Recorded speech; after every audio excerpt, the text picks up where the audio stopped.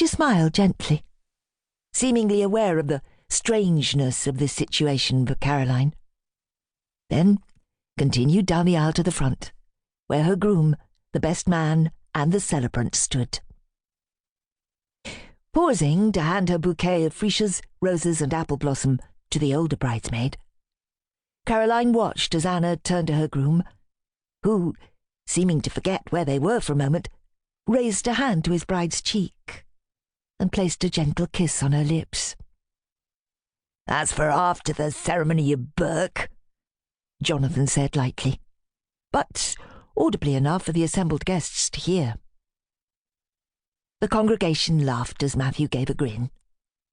Caroline's heart flipped as Matthew leaned down to whisper something in Anna's ear, and Anna's smile in response showed exactly how transported she was with happiness.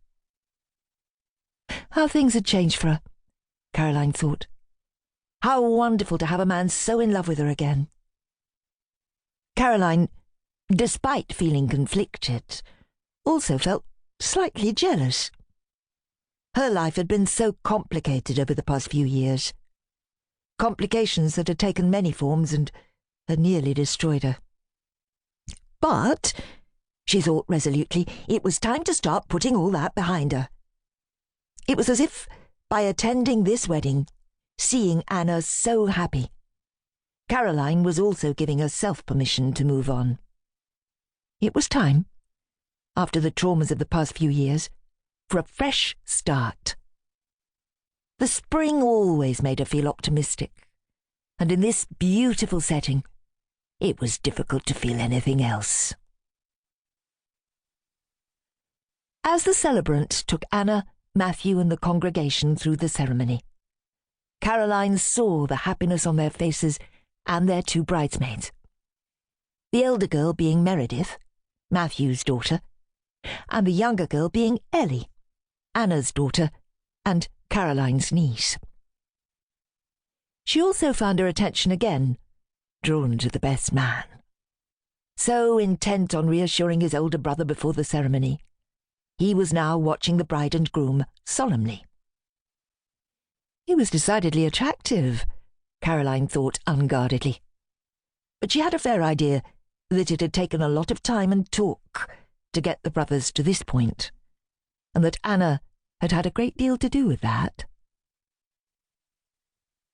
As the ceremony ended, and Anna and Matthew once again shared a kiss, Caroline found herself brushing away the sudden tears. Thankfully, she wasn't the only one. Anna's mother, Julia, sitting beside her husband in the front row, discreetly dabbed her eyes with a tissue. Matthew, still smiling broadly, turned to the assembled friends and family. "In agreement with my new father-in-law, and very much to my brother's relief, there won't be any formal speeches this afternoon," he said, smiling down at his new wife. "So, I want to take this opportunity on behalf of my wife and myself." He paused as a loud cheer erupted from the guests.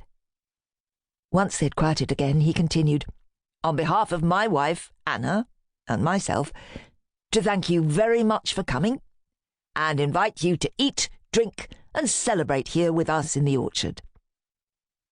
He threw an arm around Anna, and they walked together back through the assembled guests.